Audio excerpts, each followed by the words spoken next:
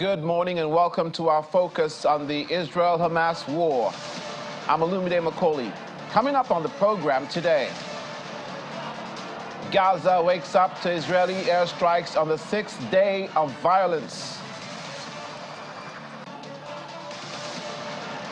U.S. President Joe Biden delivers a firm warning to Iran to exercise caution as international community fears its involvement in Israel-Hamas war. Plus, South African protesters chant in support of Palestinians.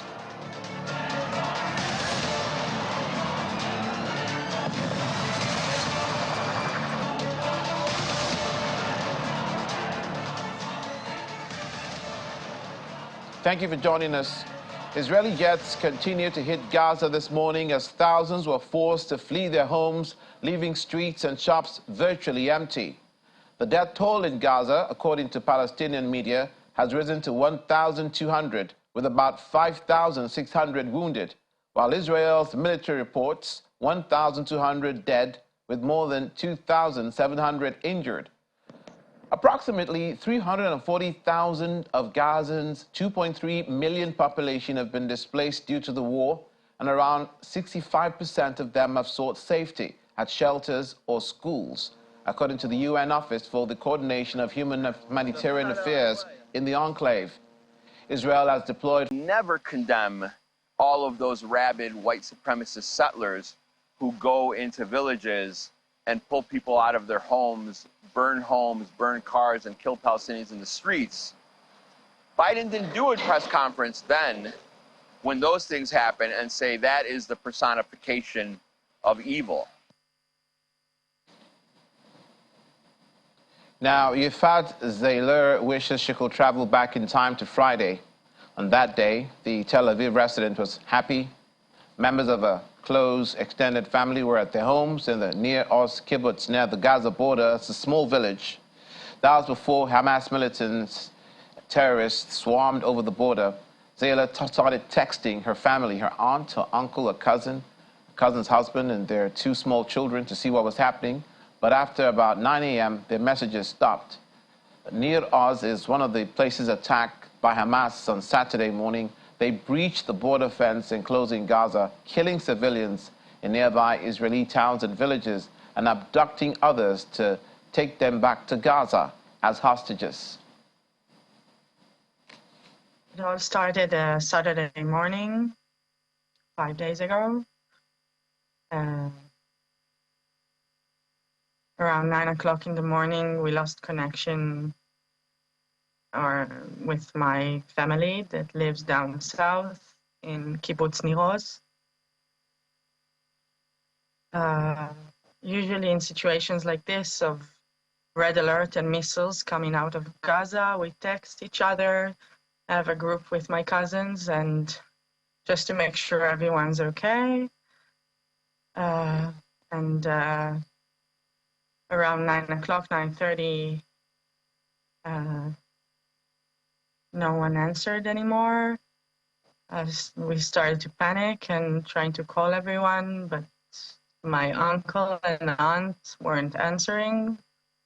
When the military finally entered the kibbutz and went through the houses to look for survivors, they didn't find my aunt and uncle in their apartment, and they are considered missing as well. So this is the situation. 6 members. Back here in Africa, some South Africans took to the streets of Johannesburg and Cape Town on Wednesday, chanting "Free Palestine." In Johannesburg, outside the United States of America consulate, dozens of people staged a protest to denounce Israel for what they called oppression of Palestinians. During the protest, a scuffle broke out when one Israeli supporter staged a counter-demonstration. In Cape Town, dozens of protesters gathered outside the South African Jewish Museum holding placards and calling for the freedom of Palestine.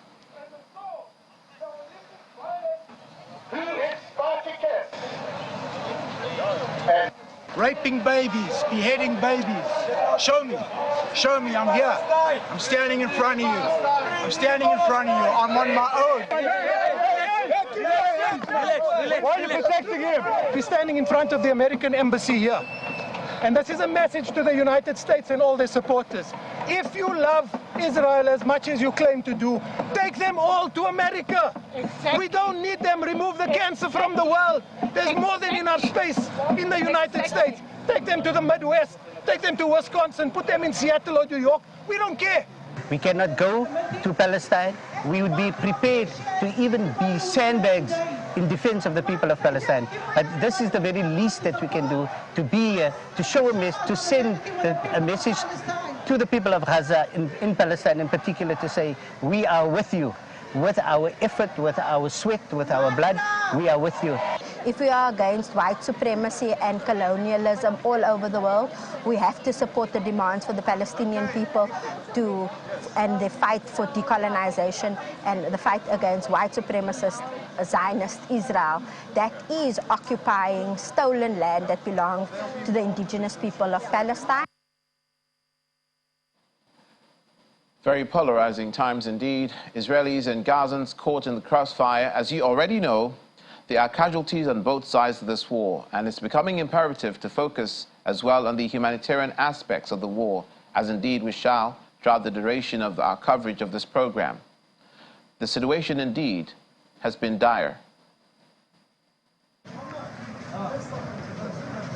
Sitting on the ground in dismay in front of dead bodies wrapped in white sheets, Gazan Ala Al-Kafani has lost 8 of his family members, the only survivor.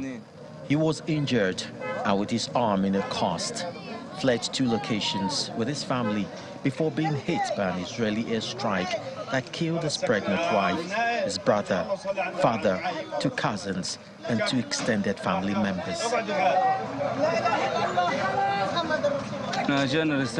We received a message to leave Beit Hanun town, so we went to Beach Refugee Camp. They threatened the building we were in, so we went to find safety in the beach camp. But the building we were in was also threatened, so we had to move to Sheikh Radwan town, where we stayed in an apartment there. Suddenly, around 4 a.m., a strike hit us, and we don't know why. We have nothing, and that's all. This 21-year-old Israeli woman is in despair and says she has no tears left after most of her family members went missing on Saturday after a Hamas militant attacked their keyboards, and video emerged showing our 12-year-old brother being taken away by gunmen. Gaya Kaderon, speaking from Tel Aviv, begged for the safe return of her family taken from houses in Nairo's keyboards. And in the video I see Erez. Erez, my younger brother, who was with my sister and my father, and I see that they kicking him, and he's like screaming a little bit because he is hurting. They are hurting him here. It was so hard to watch. I never felt like this. I don't even have tears anymore in my eyes. I can't cry because I cried so much. But unlike many other similar videos of Israelis being taken by Palestinian militants, Kaderon noted that her brother didn't appear to be shot or bleeding, which gave her hope that he was alive and the family were all together. What can I do? I'm freaking out, and just thinking about my family, it's my whole family. Like, I'm the only one that's safe, and then no answer from her. And then I see in the group, in the family chat, she's writing, "Mom, I love you." So I knew it's probably because she knows it's the end or something. Gazan woman Samal Abol Latifa fled her house in the Abbasan area of Gaza to Khan Yunis, hoping to find safety. Instead, she lost her brother and 2 more family members in an Israeli airstrike. We had fled from Abbasan area, escaping from death. There were continuous airstrikes over our heads. They told us to come to Khan Yunis. We came to find death. If we stayed in our houses, we die. If we go on the streets, we die. Oh, my beloved brother, he fled from one place to another. May your soul rest in peace. Abu Latifa and others say they haven't witnessed anything like this in previous wars, currently taking refuge with a family in a nursery. Abu Latifa is concerned about the coming days.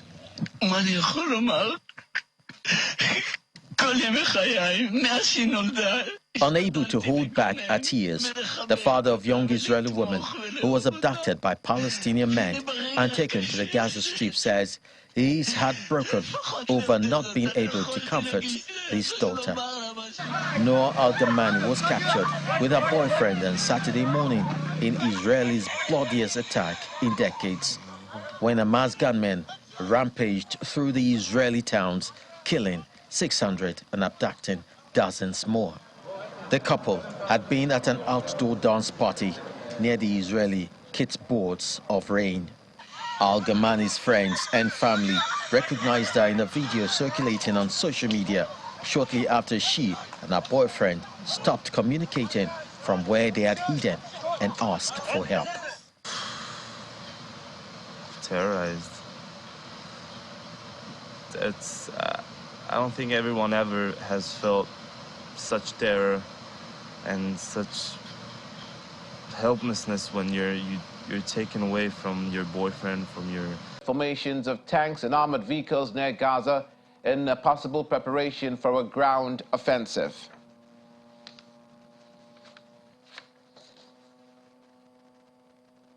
The Israeli Defense Force has released footage from this morning's attacks of targets said to be owned by Hamas being hit by missiles. Israeli jets have pounded Gazan targets for days in retribution for a weekend attack by Hamas, who breached the border fence enclosing the enclave and rampaged through towns and villages, killing people, injuring and maiming others, and taking scores of hostages. Israeli Prime Minister Benjamin Netanyahu forged an emergency government on Wednesday to direct war against Hamas terrorists, and his defense minister has vowed to wipe the Palestinian terrorist group off the face of the earth over its deadly weekend attack. Israel's emergency warning service showed alerts warning of incoming aircraft being issued across northern Israel on Wednesday. Public broadcasters reported that projectiles had landed in the north, and an eyewitness in the media saw a house being hit. There are no reports of casualties.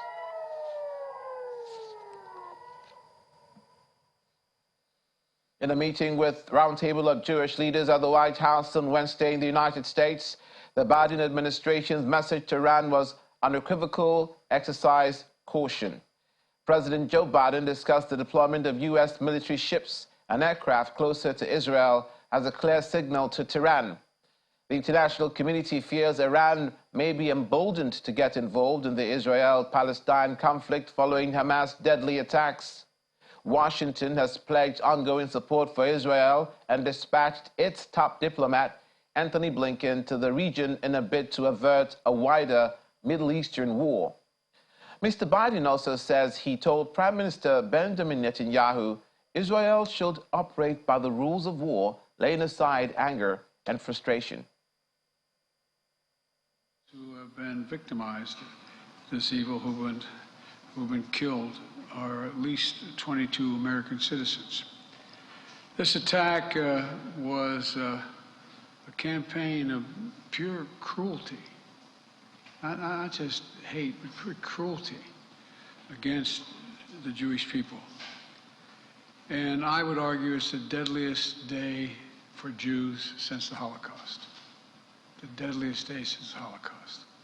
We're surging additional military assistance to the Israeli Defense Force, including ammunition, interceptors to replenish the Iron Dome, and we've moved the U.S. carrier fleet to the Eastern Mediterranean, and we're sending more fighter jets there in that region. And made it clear to the Iranians, be careful. I've known Bibi for over 40 years. In a very frank relationship. I know him well. And the one thing that I did say that it is really important that Israel, with all the anger, frustration, and just, I don't know how to explain it, that exists, is that they operate by the rules of war. The rules of war. And there are rules of war. And I believe Israel is doing everything in its power to pull the country together, stay on the same page, and we're going to do everything in our power to make sure Israel succeed and, God willing, to bring home those Americans who are in harm's way. President of the United States, Joe Biden. Meanwhile, in a joint statement, Prime Minister Benjamin Netanyahu and former defense chief and centrist opposition party leader Benny Gantz say they have agreed to form an emergency government comprising the two leaders and Defense Minister Yoav Gallant. Gantz, a former Israeli defense chief and general, said it was a time of war and urged unity. Mr. Netanyahu and Mr. Gantz said in their joint statement that during the fighting with Hamas in Gaza, the emergency government will not take up any unrelated policy or laws. Opposition leader Yair Lapid is not expected to join the emergency government at this stage. Former U.S. President Donald Trump has lashed out at President Joe Biden during a campaign event, saying America's enemies are taking advantage of President Biden's administration. Former President Trump's comments came as he was weighing in on the deadly attacks on Israel by Palestinian Hamas over the weekend. The former president says the attacks were linked to President Biden loosening Trump's sanctions on Iran, which allow the country to sell massive amounts of oil. Iran backs groups in the Middle East region, including Hamas and Islamic Jihad. According to opinion polls, the former president is the frontrunner for the Republican presidential nomination for the 2024 U.S. election. Bloodshed, war, terror, and death. Look what's happening today. Because the occupant of the White House is a laughingstock. All over the world, America's enemies cannot believe how lucky they got. They got real lucky. Every monster, villain, dictator, and terrorist, and there are plenty of them. I know most of them. I got to know a lot of them. All over the planet, they're having a field day because they know they will never have it better than they do with Crooked Joe, who in many cases received money from those countries. Just remember how much safer the world was under the Trump administration. After so many years of beheadings, bedlam, slaughter in the Middle East, we completely obliterated the ISIS territorial caliphate, and we did it in a matter of weeks. And I fought for Israel like no president in history, but then Crooked Joe Biden came along and tossed Israel to the bloodthirsty jihadists. That's what happened. And under Biden, the same people that attacked Israel, killing, raping, torturing, and maiming innocent civilians, are right now pouring into our once beautiful USA. I have to say that, once beautiful, because what's happened to our country in 3 years is not even to be believed. But they're pouring in through totally open southern borders, and they're coming in at numbers that are not being reported by the fake news correctly. They're coming in many, many millions, close to 15 million in my opinion. They're flooding in from Afghanistan, Yemen, Syria, Somalia, Iraq, Iran, unscreened, unvetted, and totally uncontrolled. The savage attacks on Israel happened for 3 reasons. Biden loosened my tough sanctions on Iran and allowed them to sell massive amounts of oil, making them $80 billion a year. Congratulations, they were making nothing with us. And unfortunately, with the most corrupt and incompetent president in our history, we're closer to World War III than anyone can understand. There's never been a time where we've been closer. We're inches away, and we have a man that literally can't speak. He can't get off a stage. Under my leadership, the United States will fully support Israel defeating, dismantling, and permanently destroying the terrorist group Hamas. I'm the only candidate who can make a promise that's a very important promise, the most important promise that we can have. I will prevent World War III. It's not going to happen. It's not going to happen. President of the United States, Donald Trump. Meanwhile, the U.S. President Joe Biden has denounced Hamas this weekend, calling the attack by the Palestinian group launched against Israel an act of sheer evil. But for some, his condemnation feels one-sided and seems to stoke a long burning fire. The national chairperson of the United States Palestinian Community Network, Hatem Abu-Dayyeh, is urging Americans to do their own research and learn more about what he calls decades of war, crimes, and terrorism committed by Israel against the Palestinians. Is a reaction to the action of occupation and colonization and state terrorism. And the Palestinians have already determined for themselves and for the rest of the world that we're not going to stop resisting until we win the end of occupation and colonization, until we win the right of return for all of our refugees, and until we are able to live with peace and justice in an independent state.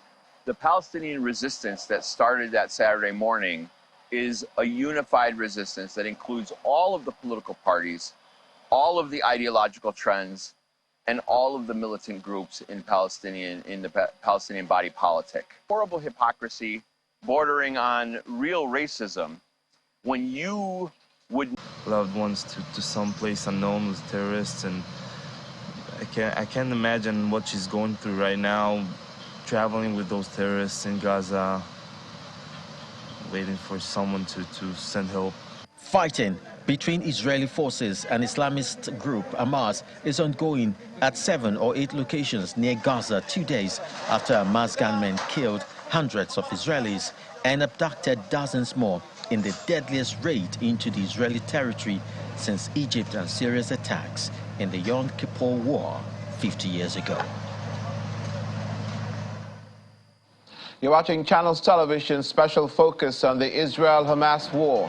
Coming up in the course of today's program, a special discussion with our guest, international affairs analyst, Mr. Oluseyi Adeyemo.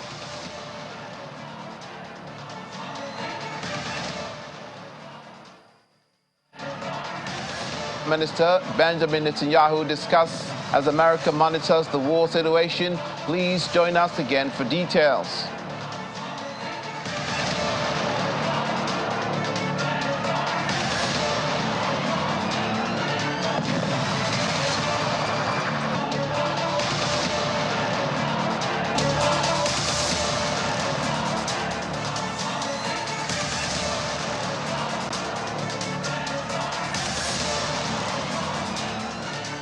Welcome to Channels Television's Israel-Hamas war coverage.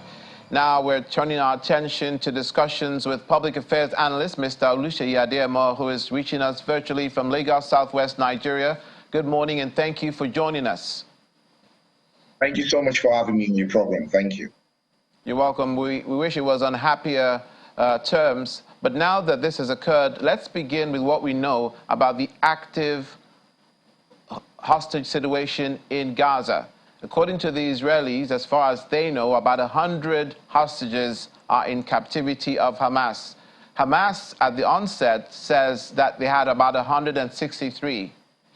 Subtract 4 hostages, which Hamas says died as a result of the shelling and the missile strikes of Israel on Gaza, and we still don't have an accurate number. Be that as it may, Israel at the moment said, the Israeli Defense Forces say that their first objective is to secure the border villages. And having done that, as they say they have, the next is to seek to eliminate Hamas and eradicate their capabilities for operations. Between them and doing that are these hostages. What is your first reaction? Like you rightly said, it's a pitiful situation that we have on our hands because we're not completely out of the Ukraine-Russia thing. We're still dealing with that. In my opinion, it seems like the world is jinxed because We just came out of COVID. We're still battling at the Ukraine-Russia invasion. Now this Israel-Hamas, and it's a very, very worrisome situation because, again, this is connecting the whole world, economically, socially, politically, and security-wise. So it's really not about the number of those who are being captured or the number of those who have been killed, because one person killed is too much to deal with. And so having a situation like this, I mean, Israel is talking about them, protecting their territory. They've always done. In fact, the worrisome thing right now is the fact that as policed as their borders were, this was able to happen. And that is something we all need to remunerate over, because if we had that kind of security in place and this was able to happen, it shows you that no matter how much you police something, maybe the best way to look at this is to explore peace, equity, and fair play kind of approach. So I'm worried as a world citizen. I'm very, very worried at this situation, because this is another, as you might describe it, adventure into a very, very painful and sorrowful time for the world. Prices are going to go up. Don't even know how much this is going to affect us, because I'm sure you know that in France, in the UK, in Germany, already ramping up security, because we really don't know what reaction this would elicit from Palestinians all over the world. The problem we have is that we're intermarried. We have Palestinians walking all over the world in very, very sensitive environment. You have reactions, in South Africa already. So apart from the fact that this is happening in a place, you are going to have situations where people are going to react to this negatively, globally, and you really don't know what will happen, because right now, globally, things have changed. There are technology, people are becoming more aggressive, people are becoming more angry. So it's really a very, very confusing situation we have on our hands, and one can only hope and pray that whatever needs to be done quickly will be done, so that we can start to, sort of navigate towards this full environment. The active, fluid situation in Gaza is also precipitated incrementally by the airstrikes of the Israeli Air Force on Gaza. The humanitarian crisis has gone through the roof. Power has been cut off by the Israelis. The generator powering the entire city has been cut off. They have to rely on smaller generators if they can find fuel to power them, but Israel has cut off that electricity, cut off the fuel, and cut off food supplies. So the humanitarian corridor is their next option for the Gazans, 2.3 million who are living there at the moment. Israel, on their side, say that the airstrikes are targeting intelligence-sourced locations where there are probable Hamas-related targets. They've targeted some areas that have affected hospitals, a university, a mosque. So they have not said they are indiscriminately targeting neighborhoods, which is what the Palestinians have said. There is a distinction. Is there a distinction, therefore, between the Gazans, the Palestinians living in Gaza, and the Hamas terrorist group who are in control of the government? Some Gazans, do they all, in your view, support the Hamas endeavor? Look, how do you distinguish, how do you separate or identify where the Hamas are staying? It's a very, very small place, and that's why it's called the Gaza Strip. It's a very small area. Probably the most populated environment in the whole world. You have a host of people staying in a very, very small place. So how do you start to distinguish where the Hamas are, in a very small place like this and densely populated area. It's just an unfortunate situation that we have on our hands.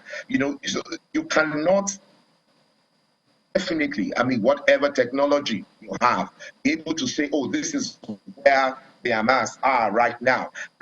And we all know that when there's a situation like this, the natural thing is that the Hamas will naturally use people or the civilians as their cover.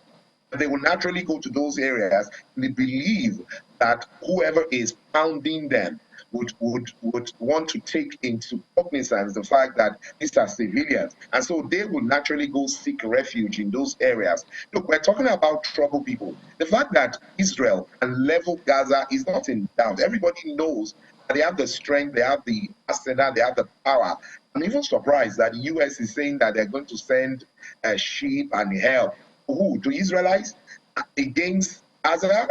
Truth be told, already it is clear that if they go on like this, they can level Gaza in 2-3 weeks, if not in a week. So that's not the situation. We're talking about human beings. Whether they're Palestinians or Israelis, we are talking about human beings.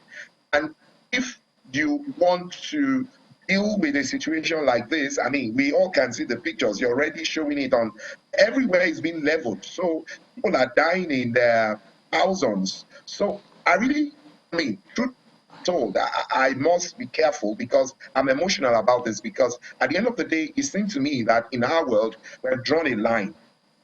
We're beginning to see where we're able to say, oh, those ones are from the Middle East.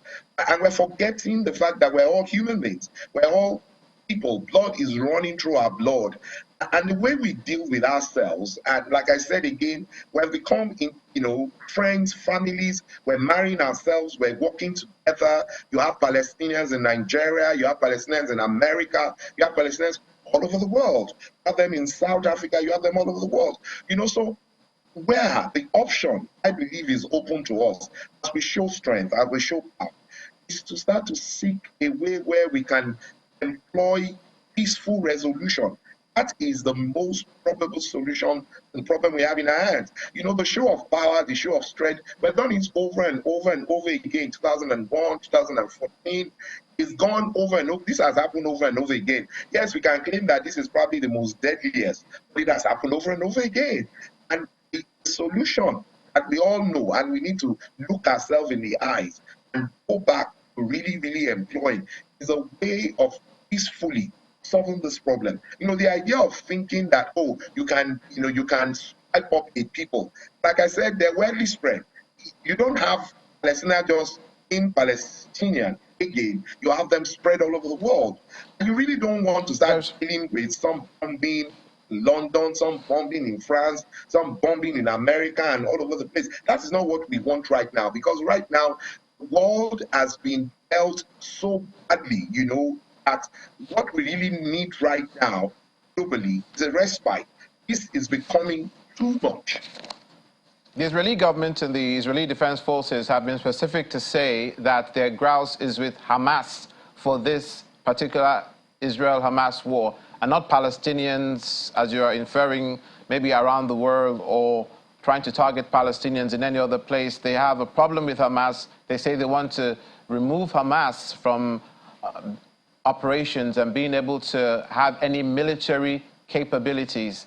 And concerning, as you mentioned, the Navy carrier, for which Anthony Blinken, Secretary of State of the United States, leaving Andrews Base yesterday, he'll be in Israel today, says that it's a deterrent not to help them against Gaza, but to help them against any other parties in the Middle East. Yes, Iran, Lebanon with Hezbollah, who may want to jump in. But Israel is already facing fire from Syria and fire from Lebanon, from the southern part of the country.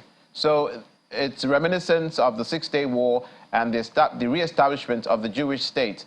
At this point, do you think that these nations will heed warnings or caution from the United States not to interfere? Like I said, the fear is that we really do not want this to look like a religious thing. We don't want a situation where we put narrative out there that make it, start to get support from, people trying to see that, oh, it is against our religion. Oh, we're Muslims. That is why we're being ostracized. That's why we're being treated like this. That's why we're being killed. That's why we're being pounded. No, that's not what we want to have. Because like I said, that is too volatile to deal with. Look, between you and I would rather a situation where we have peaceful situations all over the world. I really do not support any militancy, whether the Hamas or Hezbollah or whoever. I mean, truth of the matter is that is absolutely wrong. It's not something that anybody should encourage or want. What I'm saying is, if not properly managed, at the end of the day, you will start to see people, as you're seeing from your report, you have reactions from people all over the world saying this is something that is targeted at Muslim religion or at the Palestinians globally. So Hamas, look, these are young people. You have, if from the video you see the kind of people who are carrying these out. So you have seen people who, for their lives, some of these people have never known peace. For the past 50 years, all they've known is that they're being pounded. They cannot go. They have to go through checkpoints. They have to go through all sorts of restrictions. They see some superpowers there. They're being cocooned in a very small area, and they've lived with anger. They've lived with and what we have continued to advocate, some of us who believe in world peace, is that can we employ other measures whereby these people can be, made to believe that they're also part of the world. And we love them. They're human beings. We don't have anything against them.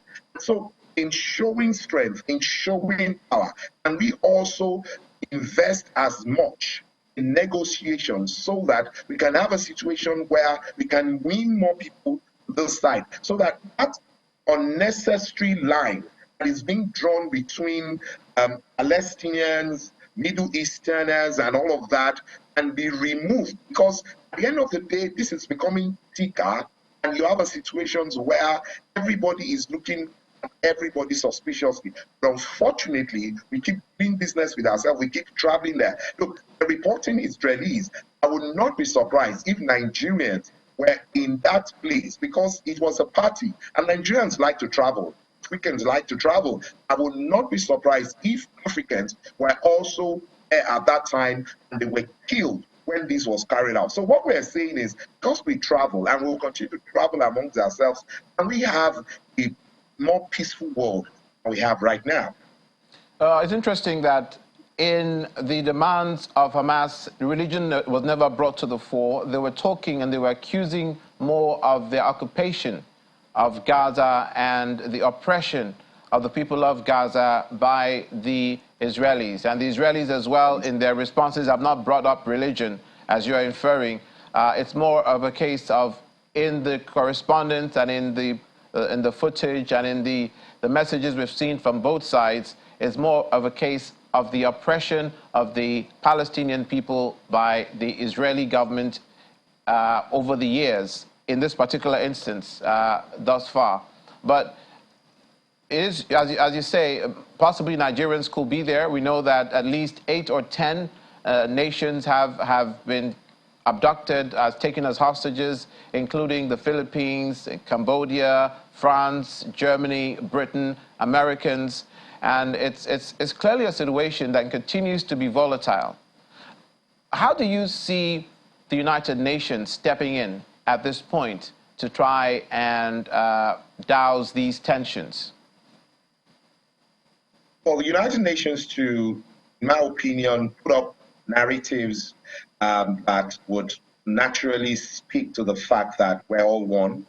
We're one people, and we believe that whatever happens to one happens to all, and that the most important thing on our minds is peaceful coexistence. In my opinion, that is what the role the United Nations needs to start to play right now. We cannot afford in any way, and I'm referring to United Nations, to be suspected or be seen as taking side or saying, oh, this is something that is against a certain people. And so for that reason, like they would usually do at a time like this, move into humanitarian, aid and support and sort of going to save people. I expect that that is what they will be doing and showing that they are truly united nation and they are not just for a people. Because you see, the truth of the matter is, whatever we are saying, and the reason why I have mentioned religion and all of that, and I hate to look like I'm trying to sound like that, but those are factors that people naturally would use on. So when you say you are oppressing in people, and when you're, taking a stand where you show that you're bigger than them and you're stronger than them, and so for that reason you can do whatever you like with them, that cannot be described by any other word. And on fairness. And what we're saying is the only way we can have a peaceful world is for us to pursue aggressively peaceful coexistence, equity, and be fair in our dealings as we deal with ourselves. Because at the end of the day, I will repeat, we are supposed to be a united people, a united world, where all of us see ourselves as being equal and nobody is bigger or stronger or better than anyone. Because it is by so doing that you really be able to, if you really want to deal with me, and you already give me the impression that you're better, that you are, maybe you deserve to live and I don't deserve to live, there's no way I will listen to you.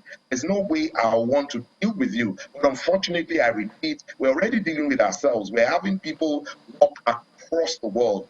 People are showing their skills, and you are able to find out that certain people from certain nations all over the world are the ones that are best equipped in a particular way. You are being forced to employ them. And so you have situations where we've intermarried, we've interleaved, we've relate among ourselves. And so the necessary thing to do quickly is to start to pursue, have a narrative that speaks to the fact that everybody is equal and everybody is expected to get a fair deal globally. Are you referring to the Israelis that they say that they think they're more equal than they're superior to the Palestinians? Is that what you're saying? What I'm saying is the way they've dealt with the Palestinians so far, where the Palestinians need to go through certain checks to get through. Look, the Americans have stayed on this for a very long time to see a way of getting this sorted. And at the end of the day, as we stand in the world today, we will see that it is very clear that the Palestinians are not persuaded, they're not happy with what they've gotten so far. And that, in my opinion, is not a situation that we can continue to allow to fester. We must find a way of persuading them, of making them feel a sense of belonging. That's what I'm saying. Are you making a distinction between, sorry to jump in, are you making a distinction between the Hamas government and the Palestinian people? There was the Fatah party before the Hamas party. And there was the Hamas, and the reason why they were designated a terrorist organization is because of the methods of their dissent against Israel, the car bombings, all sorts of suicide bombings, and what have you. And the Hamas leader, who is in Qatar at the moment, that was why those issues came to the fore as them being an extreme part of Palestine. So that is a Palestine political party. So are you saying that the Palestinians are in concert with the Hamas political party? What I'm saying is what the measure the Hamas are deploying is definitely condemning. It's not something that anybody should encourage and should be allowed to happen. You cannot kill people. I mean, Israelis are also human, so you cannot be encouraged to kill anybody. What I'm saying is we find out, or are we concerned about why we have a situation like this? Because you see, if you really do not deal with the cause of the problem, you will continue to rub the problem on the head. And at the end of the day, you think will continue to fester. And at the end of it becomes cancerous. We will not be able to deal with it. This is a situation that we have had in our hands for over 40-something years. And it has continued because something very fundamental is wrong. You know, today it is Hamas. We really do not know what group is going to come tomorrow. In fact, it is said that there are some other young people who don't have a name now, who also are carrying out all sorts of killings, you know, here and there, maybe 1, 2, 3 here and there. It's not a situation that we must allow as citizens of the world to continue. That is my plea. That is my submission. That we need to do whatever we can as a people globally to speak to be very frontal in the way we speak to the situations on ground, so that we can start to look at the cause, the root cause of this problem, so that we can solve it and we can have a peaceful and a better world for ourselves. So let me reiterate the fact that I condemn what Hamas is doing. They are employing a very, very wrong measure by bombing and being militant. No militant anywhere in the world is allowed to be militant. You can negotiate, you can talk. You can, yes, sometimes it might seem that when you're talking, you're feeling frustrated, but it is the only way. And that's what I'm saying. So as I speak to the Hamas, I'm also speaking to the Israelis, I'm speaking to the United States. All of us in the world must come to a round table. And whilst we're negotiating, we must show fairness, we must show equity. Thank you, Mr. Adeyemo. We pray for peace and not war. Mr. Oluseyi Adeyemo is a public affairs analyst who joined us from out of Lagos in Nigeria. Thank you for being with us today. Thank you so much for having me. U.S. President Joe Biden is assuring that the United States is continuing to monitor the situation in Israel. He added that he had spoken with Israeli Prime Minister Benjamin Netanyahu earlier on Wednesday, the fourth call between the two leaders in recent days. We continue to monitor the situation in Israel very closely, and the Vice President and I and the Buckle My security team spoke with the Prime Minister Netanyahu again this morning, and I'll be speaking about this afternoon during my meeting with the Jewish American leaders. This attack has brought to the surface the painful memories and scars left by a millennia of anti-Semitism and genocide against the Jewish people. And this moment, we have to be crystal clear. There is no justification for terrorism, no excuse, and the type of terrorism that was exhibited here was just beyond the pale, beyond the pale. As I said yesterday, my commitment to Israel's security and the safety of the Jewish people is unshakable. The United States has Israel's back, and we're going to be working on this all through today and beyond. But again, I apologize for keeping you waiting. Thank you, Becky, for that introduction, and for sharing your story. That's familiar to so many families. This gets down to a basic problem, a basic circumstance. It's just about fairness, just about simple fairness. President of the United States, Joe Biden, U.S. National Security spokesman John Kirby says the U.S. is in discussions with Israel and Qatar over hostages following Hamas' attack on Israel. Speaking during a White House briefing, he added that out of the 17 known Americans that remain unaccounted for, the group held hostage is believed to be very small. Qatari mediators have held urgent calls to try to negotiate freedom for the Israeli women and children seized by Hamas and held in Gaza in exchange for the release of 36 Palestinian women and children from Israel's prisons. Qatar's foreign ministry has confirmed its involvement in mediation talks with Hamas and Israeli officials, including over a possible prisoner swap. Heard stories of parents doing their best to shield their babies from danger.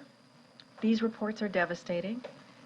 We are hearing the reports of entire families, innocents, who were killed in the safety of their homes. We know that so far, 22 Americans lost their lives and 17 remain unaccounted for. We know that these numbers are likely to increase in the days ahead.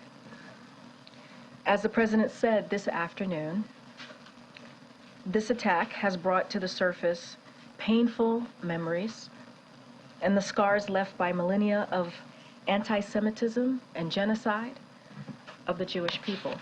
Obviously, we're in discussions not only with the Israelis about what hostage recovery could look like, but with other allies and partners in the region. And there are some countries, like Qatar, that have open lines of communication with Hamas. So, of course, we're casting the net wide, as you would expect we would. We want to get these, all the hostages back with their families, particularly the American hostages, no question about that.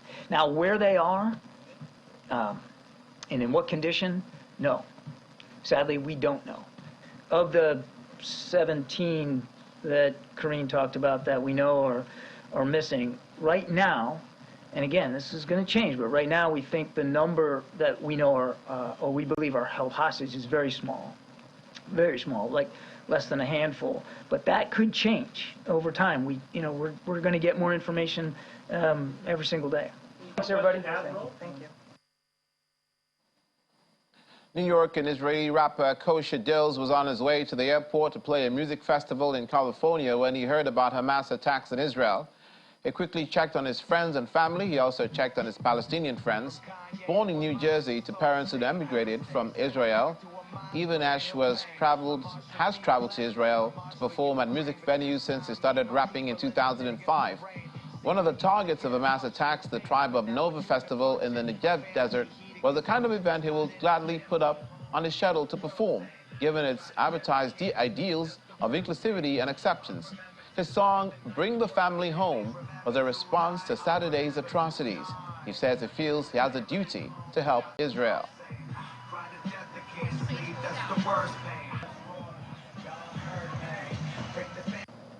I was on the way to the airport doing a music festival in California, and I was supposed to be going to do a show in Israel on Tuesday and kind of getting ready to go from LA to there. I sort of fly by the wind, never really knowing where I'm going to make it or I'm going to miss the show and do another one the week after, you know. By the time I got to LA, yeah, everything had happened. My first thing is, how am I going to respond to this? What are we going to do as a people? Is my family okay? I called my aunt, my great aunt immediately, checked in on my cousins, checked in my father's cousins, you know, all her friends, everyone that I know. I mean, I even have a Facebook page from like when I lived in Israel. It was like another, you know, when you get too many friends. So just checking on everybody and seeing who was there, who's okay, did anyone get kidnapped? Someone we know, you know, everyone knows somebody that was kidnapped or a friend of a friend that was taken, or I have a fan or a follower, or people start messaging you, you got to say something. So, you know, within hours, it became worldwide hysteria. Finally, Jordanians took to the streets of Amman on Wednesday, waving Palestinian flags in a show of support for Gaza. Israeli reprisal strikes on blockaded Gaza have killed 1,100 people, according to some sources, and wounded 5,339, according to Gaza's health ministry. Some 535 residential buildings are destroyed, leaving around 250,000 homeless. Most of the displaced are in UN-designated shelters, others huddling in deserted streets, with a large percentage of Jordan's population made up of Palestinians, and Jordan sharing a border with the West Bank. Its position is sensitive. Amman lost the West Bank, including East Jerusalem, to Israel during the 1967 war. Jordan's peace treaty with Israel is widely unpopular amongst many citizens who see normalization as a sellout of the rights of their Palestinian brethren.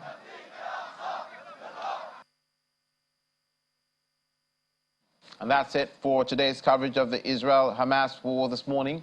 Thank you for watching. I'm Olumide Macaulay.